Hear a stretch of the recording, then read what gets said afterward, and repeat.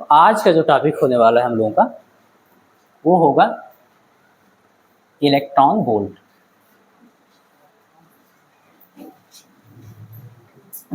Electron volt,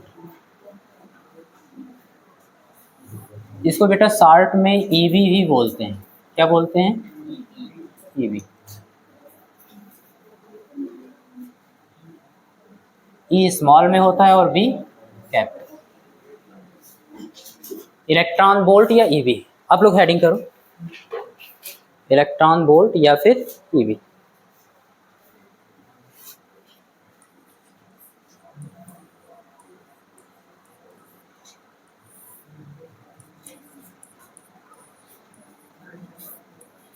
और इसको important करो, ये आपके एग्जाम के लिए भी इंपॉर्टेंट है।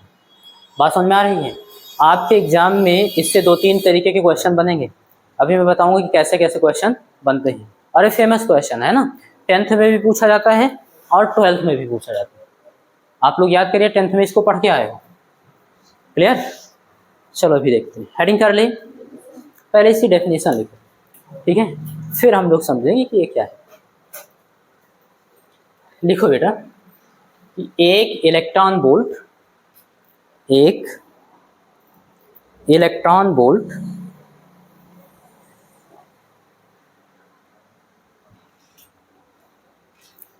लिख ले। एक इलेक्ट्रॉन वोल्ट वह गतिज ऊर्जा है, वह गतिज ऊर्जा है, एक इलेक्ट्रॉन वोल्ट वह गतिज ऊर्जा है जो कि कोई एक इलेक्ट्रॉन, जो कि कोई एक इलेक्ट्रॉन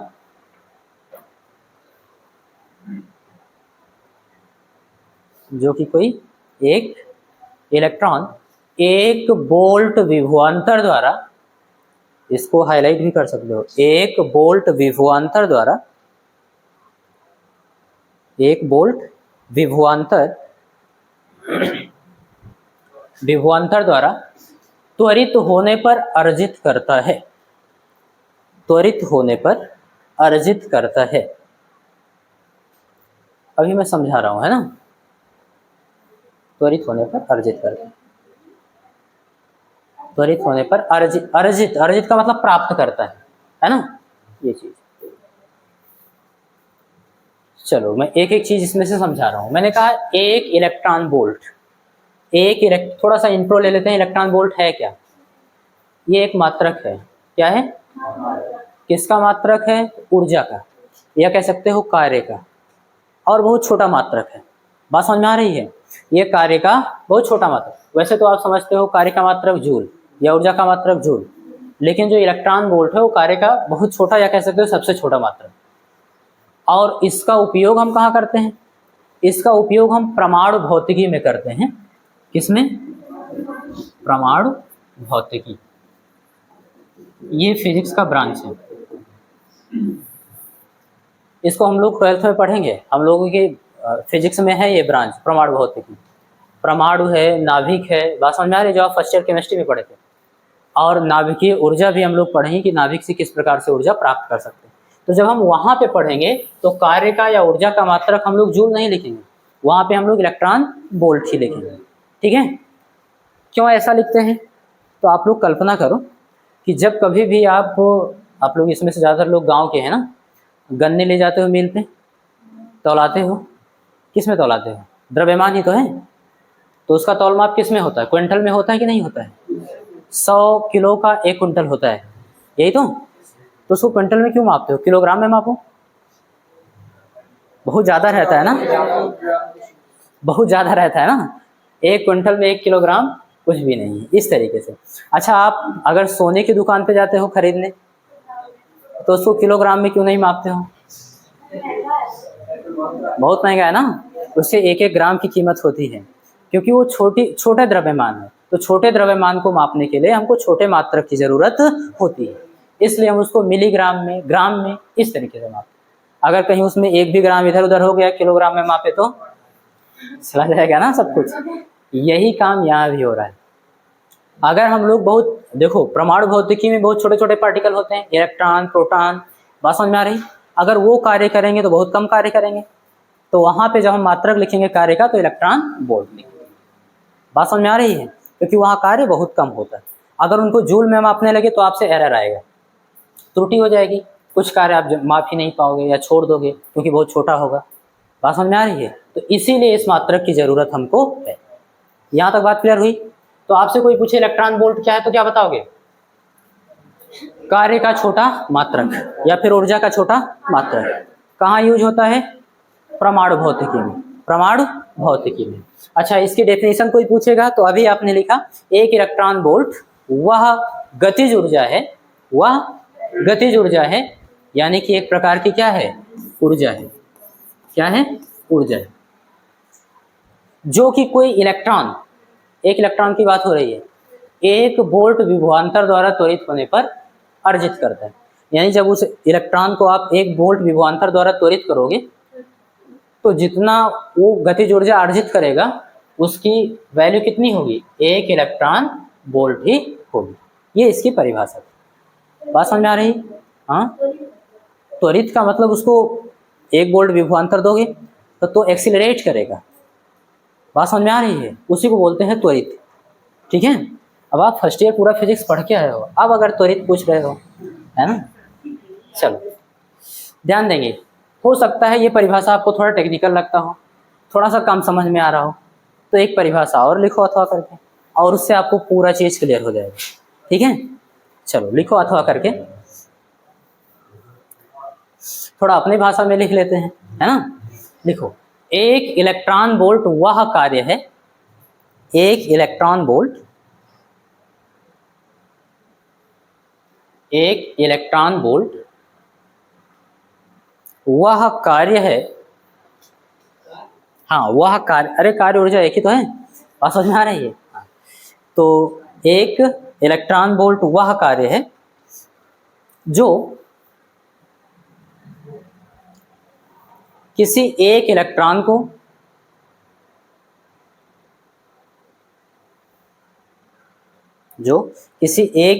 को वैद्युत क्षेत्र के भीतर, वैद्युत क्षेत्र के भीतर, वैद्युत क्षेत्र के भीतर किसी एक बिंदु से दूसरे बिंदु तक, किसी एक बिंदु से दूसरे बिंदु तक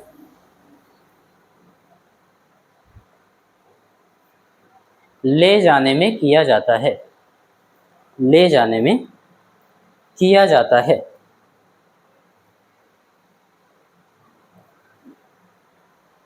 ले जाने में किया जाता है, जबकि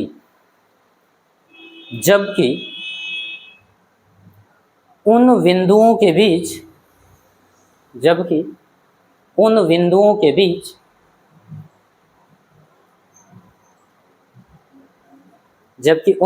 के बीच एक वोल्ट विभवांतर हो, जबकि उन बिंदुओं के बीच का विभवांतर 1 वोल्ट हो। लिख ले बेटा, लिख ले। अब इसको मैं आपको समझाता हूँ। मैंने कहा है एक इलेक्ट्रॉन वोल्ट वह कार्य है। कुल मिला के एक इलेक्ट्रॉन वोल्ट क्या है? कार्य की मात्रा है। कौन से कार्य की मात्रा है? जो एक इलेक्ट्रॉन को लेंगे और वैद्युत क्षेत्र में स्थित किसी एक बिंदु से दूसरे बिंदु तक ले जाएंगे, और एक इलेक्ट्रॉन को एक बिंदु से दूसरे बिंदु तक ले जाने में जो कार्य किया गया है वही कार्य की मात्रा है।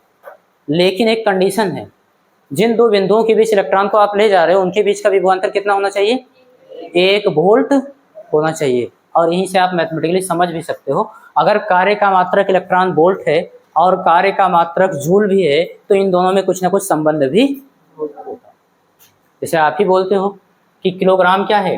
द्रव्यमान का मात्रक है, और ग्राम क्या है? द्रव्यमान का मात्रक है। तो इन दोनों में संबंध होता है? बिल्कुल होता है। आप बोलते हो 1000 gram is equal to 1 kilogram, तो एक ही भौतिक राशि के दो मात्रक हैं तो दोनों में संबंध होगा, तभी आप उनको समझ सकते हो। और ये फेमस क्वेश्चन है, आपसे पूछा जाता है एक इलेक्ट्रॉन वोल्ट कितने जूल के बराबर होता है? एक इलेक्ट्रॉन वोल्ट कितने जूल के बराबर होता है, 10th में भी और 12th में भी पूछा जाता है। हाँ आने दो, क्या आप इधर देखो, है ना, ध्यान देंगे। मैंने कहा है कि एक इलेक्ट्रॉन वोल्ट वह कार्य है, क्या है, यानी आपको दे दिया गया है W is equal to 1 electron volt, कार्य तो दिया गया, ठीक है, ये कार्य हो गया। अच्छा, कौन सा कार्य है, जो कि किसी एक इलेक्ट्रॉन को वैद्युत क्षेत्र के भीतर एक बिंदु से दूसरे बिंदु तक ले जाने में किया जाता, यानी एक इलेक्ट्रॉन को हम लेंगे और वैद्युत क्षेत्र के भीतर एक बिंदु से दूसरे बिंदु तक ले जाएंगे, जितना कार्य करना होगा वही के बराबर होता है, ठीक ना। किसको ले जा रहे हो, इलेक्ट्रॉन को। इलेक्ट्रॉन पर आवेश का मान कितना होता है, E के बराबर होता है ना, परिमाण की बात कर रहा हूँ, वैसे तो -E के बराबर होता है, बात समझ में आ रही है। अच्छा, E की वैल्यू भी आपको पता है, कितना होता है, कूलम, ऐसे शॉर्ट में लिख लो C, बात समझ में आ रही है। ये हो गया। जबकि ये कार्य तब कब बराबर होगा, जब उन दोनों बिंदुओं के बीच विभवांतर कितना होगा, 1 वोल्ट होगा, यानी डेल्टा V भी आपको दे दिया, विभवांतर 1 वोल्ट। यहाँ तक बात समझ में आ रही। अब देखो वैद्युत विभवांतर की परिभाषा से, देखो बेटा किसकी परिभाषा से, वैद्युत विभवांतर की परिभाषा से। वैद्युत विभवांतर की परिभाषा क्या है, आप ध्यान देना, आप कर क्या रहे हो, आपके पास एक वैद्युत क्षेत्र है, आपको फिगर से भी समझा दे रहा हूँ, ठीक। आपने एक इलेक्ट्रॉन को लिया है, ये क्या है, इलेक्ट्रॉन एक पार्टिकल है, कण है, इसको आप क्या कर रहे हो, वैद्युत क्षेत्र के भीतर एक बिंदु से दूसरे बिंदु तक लेकर आते हो, यहाँ तक, है ना, इस तरीके से वहां से यहाँ तक लेकर आए, और इन दोनों बिंदुओं के बीच का विभवांतर कितना है बेटा, 1 वोल्ट है, यानी डेल्टा V, ठीक। अब अगर वैद्युत विभवांतर की परिभाषा हम देखें तो कहता क्या है कि वैद्युत क्षेत्र के भीतर किसी एक बिंदु से दूसरे बिंदु तक परीक्षण आवेश को ले जाने में किया गया कार्य, तो कितना कार्य किया आपने, W ले लेंगे, किया गया कार्य तथा उस परीक्षण आवेश के अनुपात को, है ना। तो यहाँ पर कौन सा आवेश है, इलेक्ट्रॉन का आवेश, इलेक्ट्रॉन का आवेश इन दोनों के अनुपात को उन दोनों बिंदुओं के बीच विभवांतर कहते हैं, उन दोनों बिंदुओं के बीच विभवांतर कहते हैं। तो इन दोनों बिंदुओं के बीच विभवांतर आपने कितना माना, डेल्टा V, यही तो कह रहा है आपका वैद्युत विभवांतर की परिभाषा। हमको चाहिए क्या, कार्य, माने कि एक इलेक्ट्रॉन वोल्ट ही तो चाहिए, कार्य को रोकिए, क्यों क्या है, भाग में उधर जाएगा। अगला स्टेप देखेंगे W is equal to Q into delta. यहाँ तक बात क्लियर, सबकी वैल्यू पुट कर दो, सबकी वैल्यू पुट कर दो, ये चीज तो समझ में आ गई ना।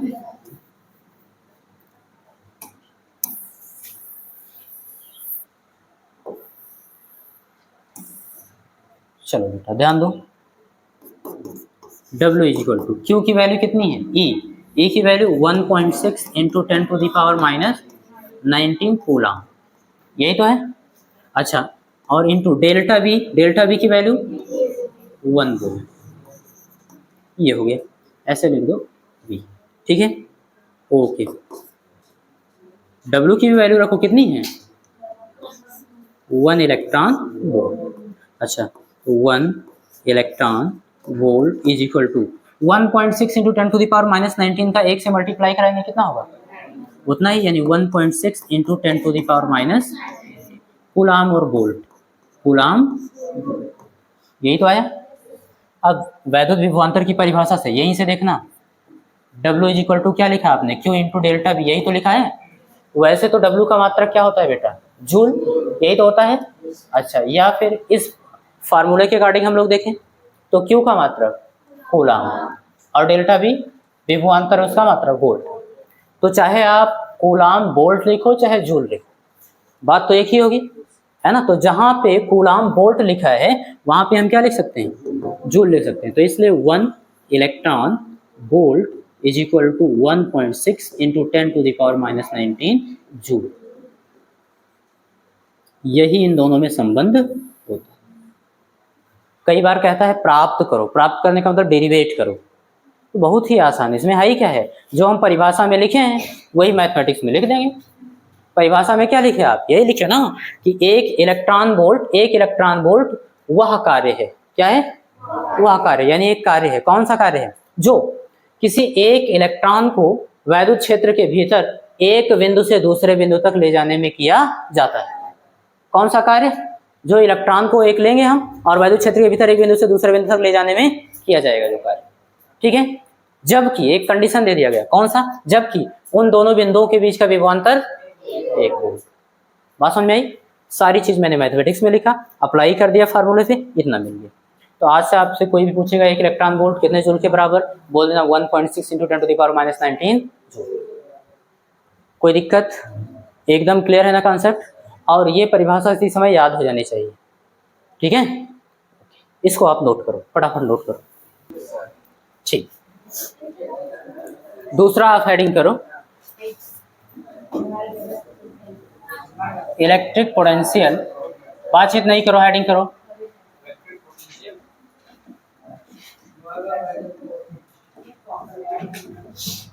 Electric potential at A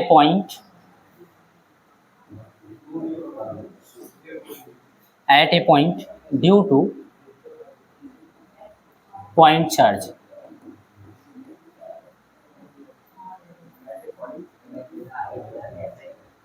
means आप हेडिंग लिख सकते हो, बिंदु आवेश के कारण किसी बिंदु पर वैद्युत विभव। ध्यान दो, इसका फार्मूला बड़ा इंपॉर्टेंट होगा।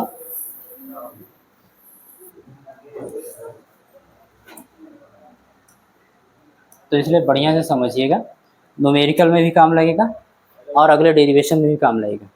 बिंदु आवेश के कारण किसी बिंदु पर वैद्युत विभव, electric potential at A point due two point charge. Heading कर ली, चलो समझते हैं। आपने हेडिंग किया है किसी बिंदु आवेश के कारण, तो सबसे पहले आपके पास एक पॉइंट चार्ज होना चाहिए, एक बिंदु आवेश होना चाहिए। आप ले लो, कोई एक बिंदु आवेश ले लो। सपोज करो हम लोगों ने एक बिंदु आवेश ले लिया है प्लस क्यू, जो कि किसी बिंदु O पर इस प्रकार से स्थित है कि वहाँ का जो माध्यम है उसका परावैद्युतांक कैपिटल K है ना। तुम आगे आओ राजवीर, पता नहीं क्या पीछे चले जाते हो, फिर झगड़ा का कारण बनते हो। इतनी सुख सुविधा मत ढूंढिए, हमारा उद्देश्य हवा खाना नहीं है, पढ़ाना। तो आप अपने पथ से भ्रष्ट हो रहे हो। आप ज्यादा हो जाएगा तो वही एक कारण बनेगा, लेकिन अभी चलने दो। ध्यान दो, हम लोगों ने एक बिंदु आवेश लिया है प्लस क्यू, जो कि बिंदु O पर किसी ऐसे माध्यम में स्थित है जिसका परावैद्युतांक कैपिटल K। बात समझ में आ रही। अब इससे r दूरी पर कोई एक बिंदु और सिलेक्ट कर लीजिए आप, A है, क्या है, A, ये, जिस पर आपको वैद्युत विभव ज्ञात करना है,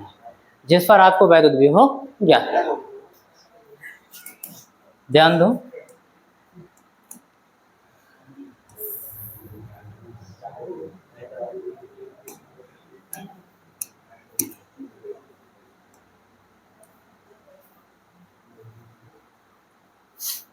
हाँ, इनके बीच की डिस्टेंस हम लोग शो कर देंगे, कितना माने वो r। आपने सपोज कर लिया है कि O से A तक की डिस्टेंस कितनी है, r दूरी पर एक बिंदु A है जिस पर आपको वैद्युत विभव ज्ञात करना है। यहाँ तक बात क्लियर है, ठीक है। अब इसके लिए इस बिंदु पर विभव ज्ञात करने के लिए आपको एक अनंत बिंदु लेना होगा, जहां से आप परीक्षण आवेश को लेकर आओगे, जहां से आप परीक्षण आवेश को लेकर आओगे। क्योंकि वैद्युत विभव की परिभाषा क्या होती है, मान सिंह बताओ। मान, अच्छा मान ये हैं, मिश्रा बताओ। हाँ हाँ बताओ, आराम से बताओ, आप पूछ लो, वैद्युत विभव का परिभाषा बताओ।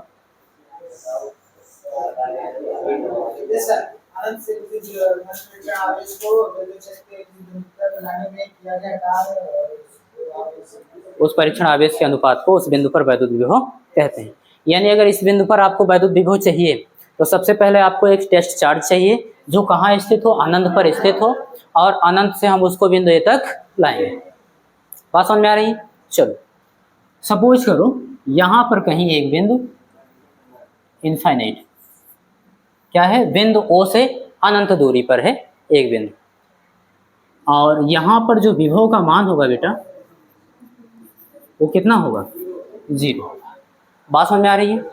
अब यहां से हम परीक्षण आवेश एक लेंगे और उसको लेकर आएंगे बिंदु ए तक। कहां तक? बिंदु ए तक। बिंदु ए है क्या, तो प्लस क्यू के वैद्युत क्षेत्र में ही स्थित एक बिंदु है। अभी मैं लैंग्वेज पूरा बोल दे रहा हूं, है ना, कि कैसे लिखना है। तो यहां से आप परीक्षण आवेश को ला रहे हो ए तक। पहले इसका पथ दिखा दीजिए आप। चलो कुछ इस तरीके से होगा।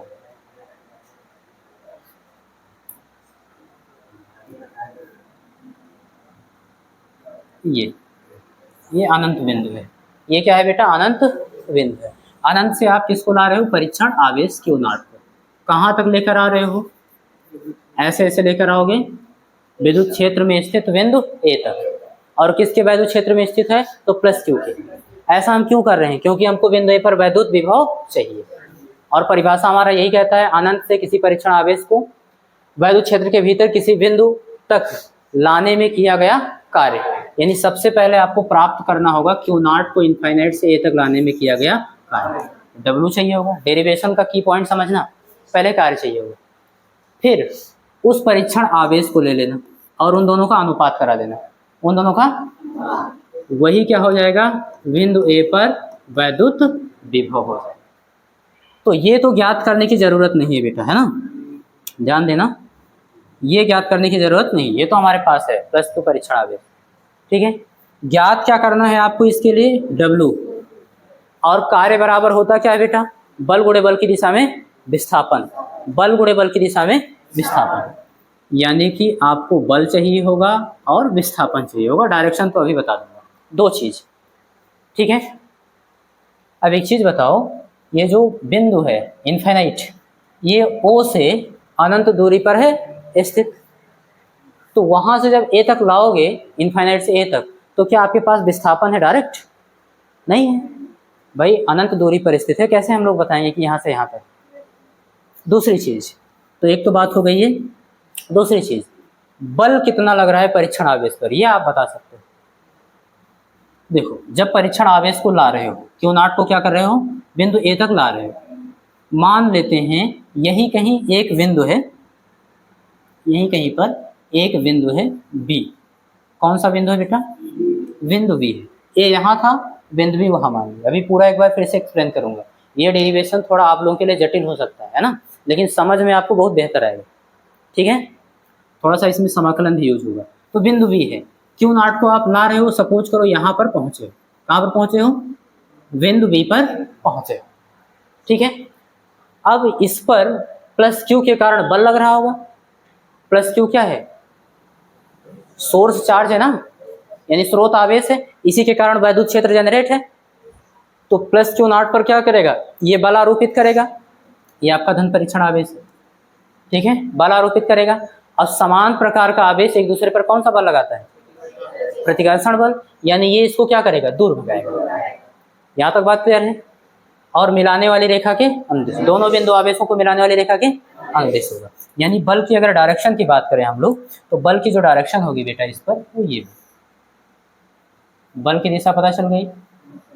अच्छा, ये हो गया आपका F। क्या है ये, बोलेंगे F।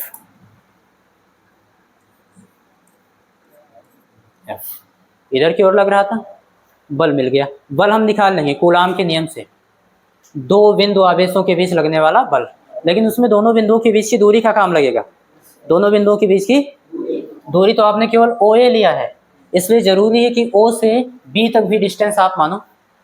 चलो मान लेते हैं कि इन दोनों के बीच का जो डिस्टेंस होगा वो कितना होगा। तो बिंदु O से x दूरी पर मान लो, R तो मान लिया पहले ही ना, मान लो बिंदु O से x दूरी पर एक बिंदु B स्थित है। चलो ठीक है,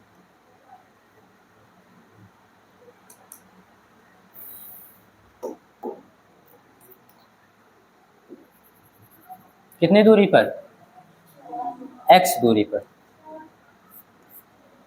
ठीक है। ये मान ली, ये शो कर दो, यहाँ से यहाँ तक था और ये यहाँ से यहाँ, तो OA कितना है, R है, और OB कितना है, x है। x दूरी पर एक बिंदु B था जिस पर प्लस Q नॉट आवेश अभी के लिए पहुंचा हुआ है। ला कहाँ से रहे थे, इनफाइनाइट से, अनंत से। कहाँ तक जाना है, A तक जाना है, ठीक है। हम लोग करेंगे क्या, पूरे विस्थापन तक कार्य तो एक साथ निकाल नहीं सकते, इसलिए हम लोग क्या करेंगे, छोटे छोटे विस्थापन में बांट लेंगे। हम मान लेंगे कि प्लस Q नॉट को एक अनंत सूक्ष्म विस्थापन dx तक विस्थापित करने में कार्य कितना किया गया उसको कैलकुलेट करेंगे और उसके बाद इंटीग्रेशन कर देंगे। इंटीग्रेशन कहाँ से कहाँ तक करेंगे, इनफाइनाइट से बिंदु A तक, अनंत बिंदु से A तक, और लिमिट लगा देंगे इनफाइनाइट से R तक। अभी मैं लिमिट लगाना सिखाऊंगा, ठीक है। अप्लाई करना तो आप लोग जानते हो, लेकिन कैसे लगाते हैं वो आपको सीखना होगा, ठीक है। हालांकि 12th में जो मैथमेटिक्स ले हैं उनको तो ये अनुप्रयोग ही है, समाकलन का अनुप्रयोग एक चैप्टर है, उसमें आप समाकलन विधि से अनियमित आकृति के क्षेत्रफल निकालोगे आप लोग, तो वहाँ पर लिमिट आप लोग लगाओगे, ठीक है। लेकिन आप लोग भी सीखना। चलो करेंगे क्या, ध्यान देना, एक बिंदु और मानेंगे, यहाँ पर मान लेंगे बिंदु C, क्या मान लेंगे बेटा, और बिंदु B से C तक की जो डिस्टेंस है वो अनंत सूक्ष्म है, बहुत ही सूक्ष्म है, dx मान लेंगे। कितना मानेंगे, dx, कि भैया B और C के बीच की जो डिस्टेंस है वो dx है, अनंत सूक्ष्म विस्थापन हुआ। तो पहले तो आप जब Q नॉट को B से C तक लाते हो तो कार्य ज्ञात कर लेना, बहुत कम कार्य करोगे ना, dx ये ज्ञात कर लेना, dw, उसके बाद इसी का आप समाकलन कर देना। क्या कर देना, और कहाँ से कहाँ तक, तो जहाँ से जहाँ तक हम लाए थे, ठीक है। इनफाइनाइट से बिंदु A तक, कहाँ तक, बिंदु A तक, यहाँ तक लाए थे। अभी डिस्टेंस में बताऊंगा कैसे रखना है, ठीक है। बस यही आपका कार्य हो जाएगा, यहाँ से यहाँ तक लाने में किया गया कार्य, W मिल जाएगा। और जैसे ही W मिल गया, Q नॉट तो अपने पास ही है, उसी से भाग कर देंगे, डेरिवेशन खत्म, ठीक है। अब लैंग्वेज सुनिए, कैसे आप लैंग्वेज लिखोगे। आप बोलोगे माना प्लस क्यू बिंदु आवेश बिंदु O पर किसी ऐसे माध्यम में स्थित है जिसका परावैद्युतांक कैपिटल K। माना प्लस Q के वैद्युत क्षेत्र में ही एक बिंदु A है जिसकी डिस्टेंस O से R है। कितना है, R, O से R है। बिंदु A पर हमको वैद्युत विभव ज्ञात करना है, बिंदु A पर वैद्युत विभव ज्ञात करना है। अब बिंदु A पर वैद्युत विभव ज्ञात करना है तो इसके लिए हमको करना क्या होगा, तो लिखेंगे इसके लिए माना प्लस Q नॉट को अनंत से बिंदु A तक लाते हैं, जिसके बीच में ही एक बिंदु B है जिसकी बिंदु O से दूरी x है। बात समझ में आ रही है। इसके बाद हम लोग कैलकुलेशन करना स्टार्ट कर लेंगे, इसके बाद हम लोग कैलकुलेशन करना स्टार्ट। देखिए कैलकुलेशन सबसे पहले आपको कार्य चाहिए, मैंने बताया है, ठीक है। और कार्य हम एक साथ यहाँ से यहाँ तक नहीं निकाल सकते, इसलिए हम बहुत छोटे से विस्थापन के लिए निकालने वाले हैं। किसके लिए, dx के लिए, कि आप बहुत अनंत सूक्ष्म विस्थापन dx तक विस्थापित करते हो Q नॉट को, तो कितना कार्य करते हो, यही प्राप्त कर लो बस। बाकी क्या आगे देखते हैं, ध्यान देंगे। लैंग्वेज देखो बेटा, लिखेंगे Q नॉट, पहले तो बल निकाल लो, अभी कार्य निकालोगे तो बल का काम लगेगा ना, तो लिख देंगे प्लस Q के कारण, प्लस Q के कारण, प्लस Q नॉट पर, प्लस Q नॉट पर।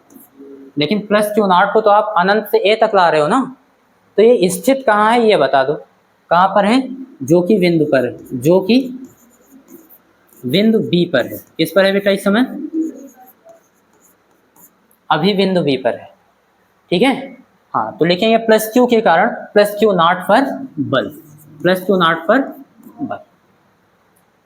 तो यहाँ कौन सा नियम लगाएंगे? कूलाम का नियम। दो बिंदु आवेशों के बीच लगने वाला बल उन्होंने ही तो बताया था। तो कूलाम के नियम से बल को आपने कितना मान लिया?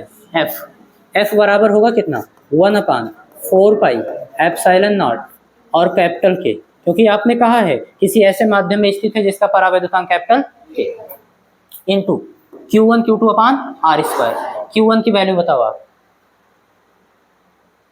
आप बताओ,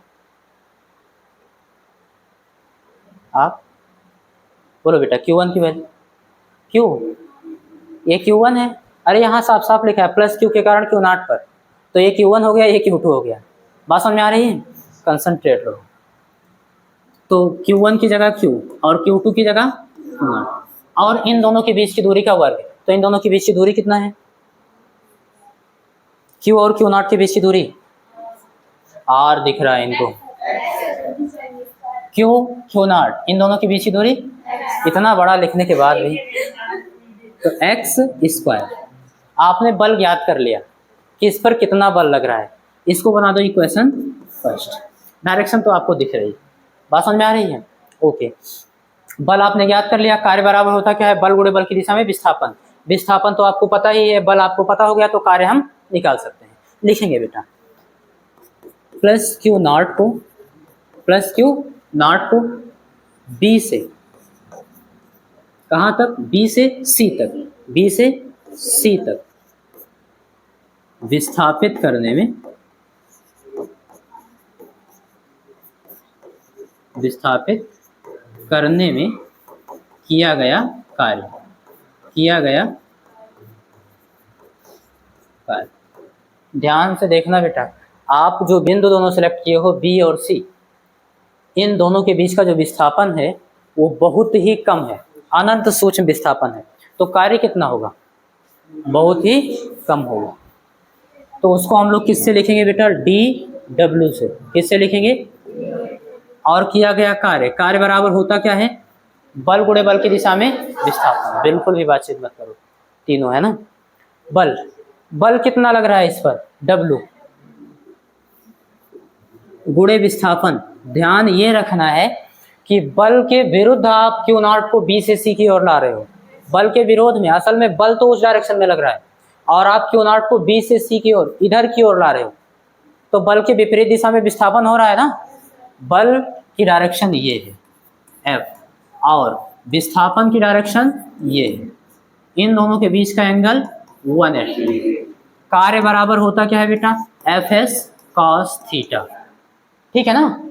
अच्छा, तो F की जगह F है, S की जगह dx है, और cos थीटा, थीटा की जगह 180, cos 180 की वैल्यू -1, माइनस आ जाएगा।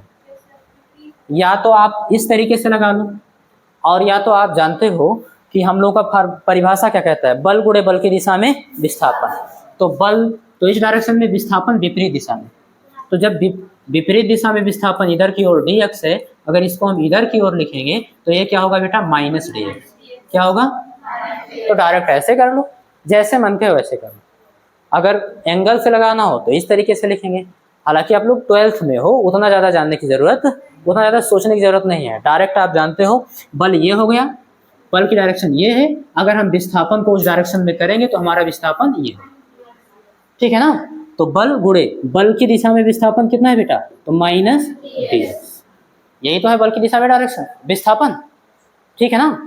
ऐसे डायरेक्ट लिख देंगे। अब भी देखो वही चीज आएगा, जो वहां पे आया है वही यहाँ पे आएगा, -f × dx, -f × dx, ठीक है ना। ये वेक्टर से काम बन गया है, ठीक। चलो,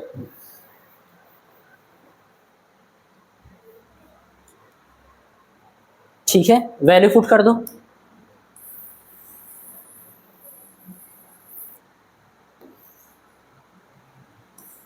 सारी चीजें दिख रही ना अभी आपको?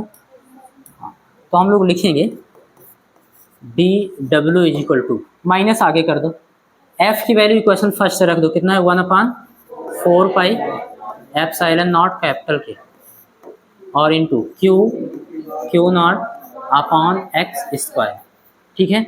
और इनटू dx बचा ना, माइनस आगे लिख लिए, f की वैल्यू लिख दिए, तो कितना बचा? इंटू डी एक्स, यही बचा। अच्छा ठीक है, ये कौन सा कार्य था आपका, बी से सी तक लाने में किया गया कार्य। आपको कौन सा कार्य चाहिए, बिल्कुल सही, अनंत से ए तक लाने में किया गया कार्य, अनंत से ए तक लाने में किया गया कार्य आपको चाहिए। तो हम लिखेंगे ना, अब आसान हो गया, लिखेंगे अब प्लस क्यू नॉट को अनंत से, कहां से, अनंत से ए तक लाने में किया गया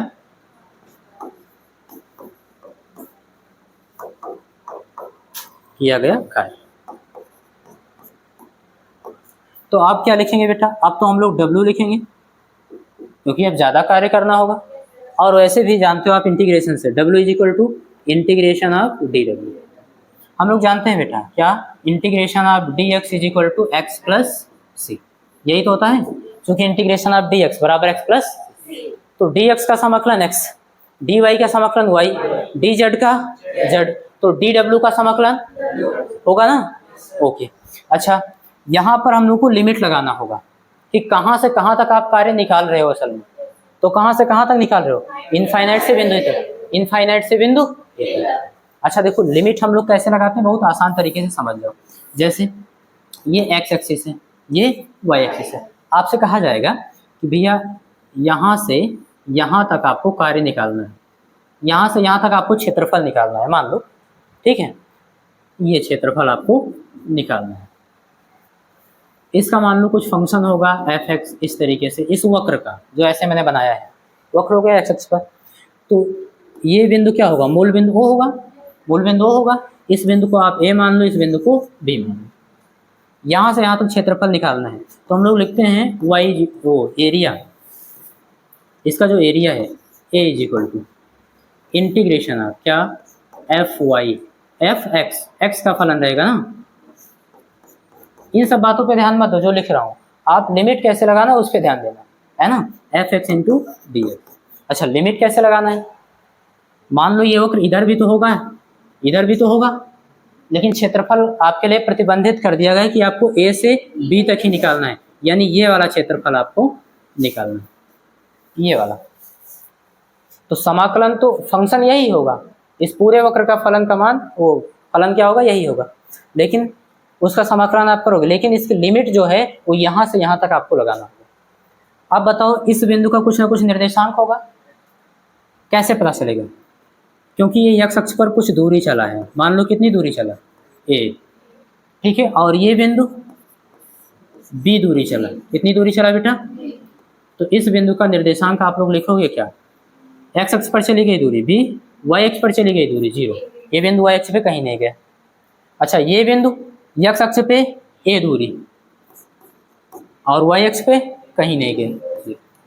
तो जब हमको लिमिट लगाना होता है बेटा, तो हम लगाते क्या हैं, a से b तक, यानी स्मॉल a से स्मॉल b तक, ये लिमिट लगा देते हैं। बात समझ में आई। और असल में स्मॉल a है क्या, मूल बिंदु से बिंदु a तक की दूरी, और यहाँ पर जो स्थित है बिंदु b क्या है, तो मूल बिंदु से बिंदु b तक की दूरी। अब यहाँ से यहाँ तक कहा गया तो आप a to b लगा रहे हो, अगर आपसे कहा जाता कि b से a तक तो आप b to a लगाते हैं। बात समझ में आ रही है, इस तरीके से लगाते हैं, तो उसका केवल साइन बदलता है, आप लोग प्रॉपर्टीज भी पढ़ोगे। तो यहाँ पर ध्यान देना, आप लोग ला कहाँ से रहे हो, क्यों नॉट को इनफाइनाइट से a तक, अनंत से a तक ला रहे हो। बात समझ में आ रही है, अनंत से a तक ला रहे हो। अब ध्यान दो, अगर हम बिंदु o को मूल बिंदु माने, बिंदु o को, इस बिंदु को क्या मान ले, मूल बिंदु माने, तो बिंदु a का निर्देशांक कितना होने वाला बेटा, x अक्ष पे चली गई दूरी कितनी है r, y अक्ष पे कहीं नहीं गया r, 0। बात समझ में आ रही। अगर हम इस बिंदु का निर्देशांक बताएं तो x अक्ष पे इनफाइनाइट, पता नहीं कितना गया, मुझे क्या पता, पता ही नहीं ना, अनंत है, अनंत लिख देंगे। अच्छा y अक्ष पे कहीं नहीं गया है 0, लिमिट कौन सा लगाएंगे ना, r टू नहीं, इनफाइनाइट टू r। बात समझ में आ रही है, कहाँ से ला रहे हो, इनफाइनाइट से r तक। सबसे ज्यादा दिक्कत आपको लिमिट लगाने में होगी, तो इस बात को आप बढ़िया से समझ लो कि हमको कहाँ से कहाँ तक लाएं, इनफाइनाइट से r तक। लिमिट कहाँ से कहाँ तक लगाएंगे, इनफाइनाइट से ठीक है ना। ये दूरी क्या है, मूल बिंदु से इसकी दूरी r, और यहाँ से इनफाइनाइट तक की दूरी इनफाइनाइट। कॉन्सेप्ट एकदम क्लियर है, कोई डाउट तो नहीं है। कई बार आपके दिमाग में आता है कि यहाँ पे तो इनफाइनाइट ठीक है, इनफाइनाइट से हम लोग ला रहे हैं, लेकिन यहाँ पे तो a होना चाहिए। क्या होना चाहिए, a तो बिंदु है बेटा, a क्या है, बिंदु है, वो नहीं लेना है हमको। उस बिंदु की स्थिति क्या है मूल बिंदु के सापेक्ष, वो डिस्टेंस आपका r। ठीक है, बात समझ में आ गई। चलो, ये बड़ी बात है थोड़ी सी, और इसको आपको समझना होगा। अगर यहाँ तक बात समझ में आ गई तो पूरी डेरिवेशन क्लियर है। चलो ध्यान देंगे बेटा, कहाँ से लाए थे, इनफाइनाइट से, और बिंदु ए तक लाए थे, तो बिंदु ए तक की स्थिति क्या है, मूल बिंदु से r, तो लिमिट इनफाइनाइट टू r। इसमें किसी बच्चे को कोई दिक्कत तो नहीं है लिमिट लगाते समय, नहीं, डेरिवेशन हो गया। अब सबकी वैल्यू रख दो बस। ये चाहो तो आप बना लेना कहीं रफ में, है ना। ओ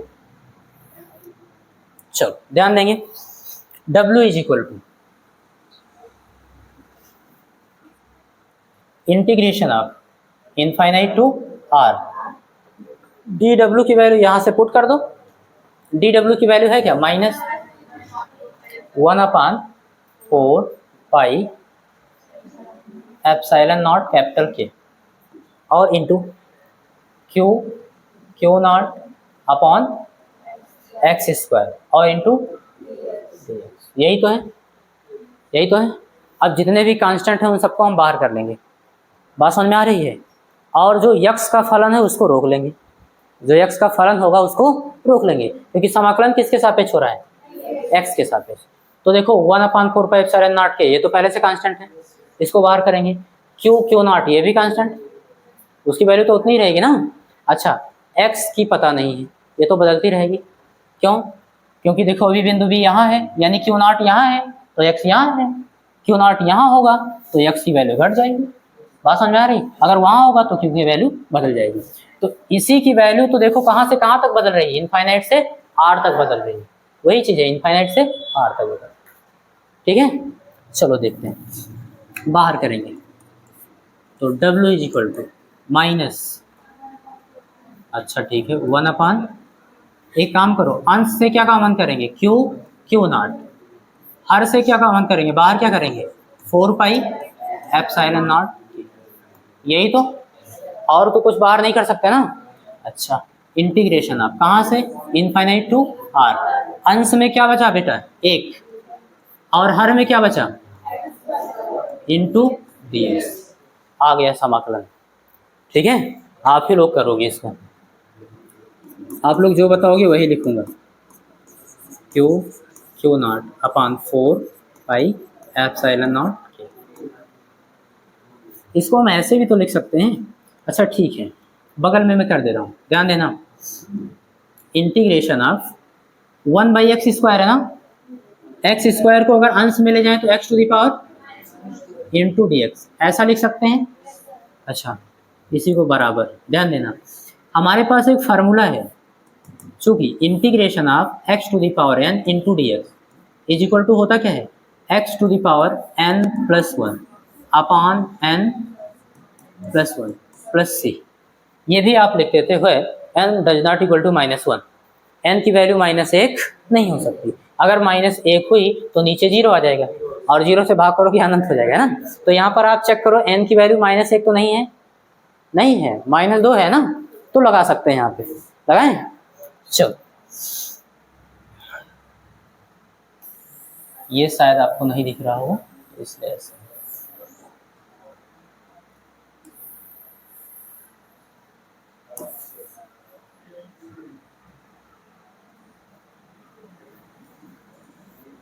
चलो ध्यान देंगे, तो यही वाला फार्मूला इस पे लगा रहे हैं। हम लोग कर क्या रहे हैं, केवल और केवल उसके घात में, देखो उसके घात में 1 जोड़ रहे हो, और जो मिल रहा है घात उसी से भाग कर देंगे, बस इतना ही। तो यहाँ पर हम लोग लिखेंगे x टू दी पावर -2 था, इसके घात में हम लोग क्या करेंगे, 1 जोड़ देंगे और उसी से भाग कर देंगे और प्लस c लगा देंगे इज इक्वल टू, तो x टू दी पावर बड़ी संख्या का चिन्ह -2 में से एक जाएगा 1, बटे माइनस एक नीचे भी बचेगा, अच्छा प्लस सी, ठीक है।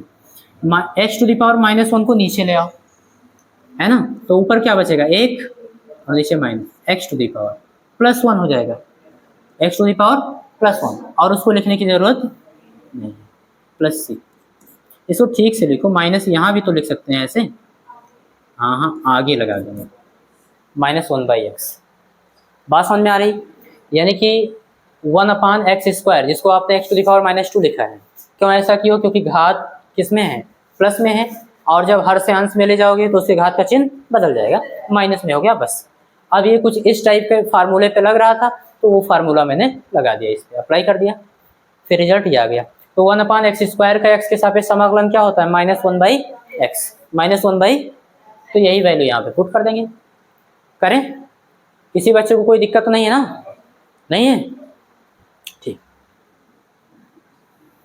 यहीं पे लिख देंगे। अच्छा ठीक है, तो वन अपान एक्स स्क्वायर का एक्स के सापेक्ष समाकलन कितना हुआ, माइनस वन बाई एक्स। अब यहाँ पर हम लोग सी क्यों नहीं जोड़ रहे हैं, क्योंकि लिमिट है, क्या है, लिमिट है ना, इनफाइनाइट टू आर। क्या हुआ बताओ? ठीक है, यहाँ तक बात क्लियर है? माइनस आप बाहर ले लो, माइनस का कोई यूज तो है नहीं अंदर। हम लोग लिमिट किस पर अप्लाई करेंगे, वेरिएबल पर जो बदल रहा था, एक्स की वैल्यू ही तो बदल रही थी। देखो क्यू नॉट को यहाँ से यहाँ तक ला रहे थे तो एक्स की वैल्यू बदल रही थी, वही वेरिएबल है, परिवर्तनशील है, उसी पे अप्लाई करेंगे, ध्यान देना। तो W is equal to, minus जब बाहर आएगा तो माइनस माइनस, यहाँ q not upon 4 pi epsilon not capital, अंदर क्या बचा, one by x, limit infinite to R. Limit apply करो, लिमिट कैसे अप्लाई करते हैं बेटा, बोलो?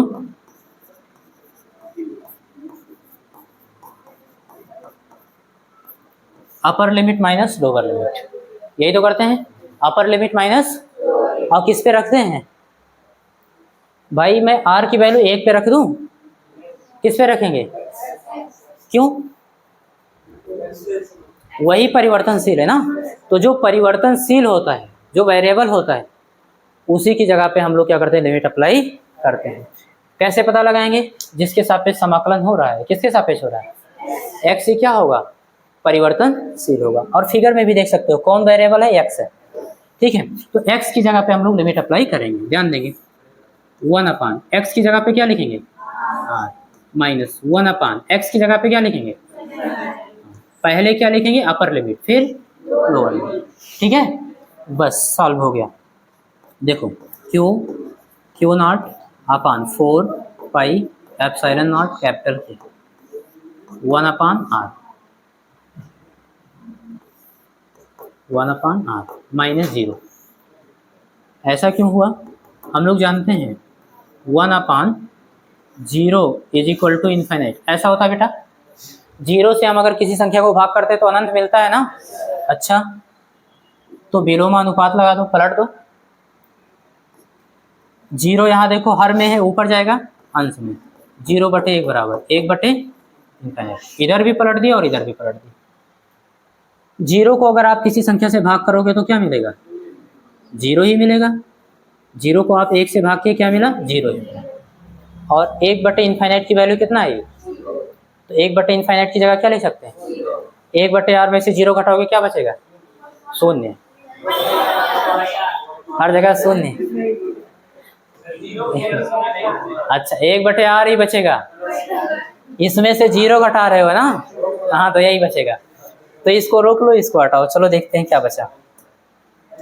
हाँ, तो आपका अगला स्टेप होगा डब्ल्यू, बातचीत नहीं, ध्यान दो, डब्ल्यू इज इक्वल टू क्या था बेटा, Q not upon 4 pi epsilon not capital, और क्या था, वन अपान आर, यही तो बचा, क्योंकि वन अपान इनफाइनाइट क्या हो गया, जीरो, उसको हटा देंगे, ठीक है। इसको ठीक से लिखेंगे, दो काम एक साथ कर रहे हैं, क्यू नॉट इधर गुणे में इधर ले आओ भाग, तो डब्ल्यू अपान, अच्छा यहाँ क्या बचा, केवल क्यू बचा ना, क्यू को वहाँ लिख दो, यहाँ एक बटे 4 पाई एप्सिलॉन नॉट, और यहाँ क्यू का एक में गुणा होगा क्यू बटे आर, ऐसा लिख सकते हैं, बट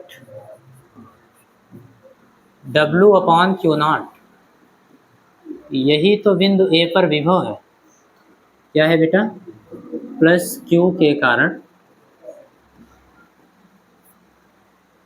बिंदु ए पर, ऐसे लिख दें, ए पर विभव क्या है,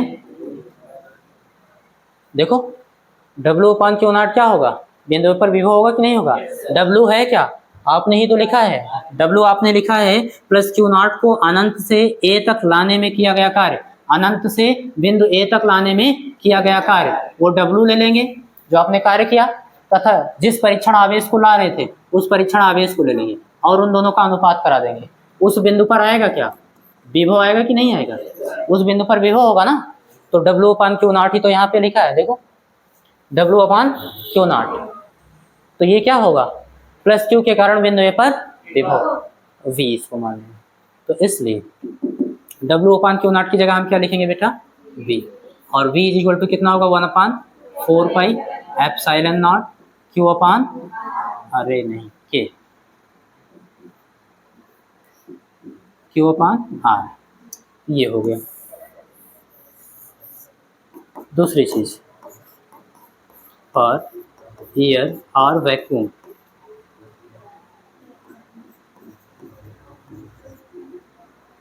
निर्वात अथवा वायु के लिए K का मान कितना होता है, कितना होता है, 1। कैपिटल K की जगह कितना लिखेंगे, 1 लिखेंगे, 1 लिखोगे तो मिलेगा क्या, ठीक है, ठीक है, 1/4 एप्सिलॉन नॉट Q अपान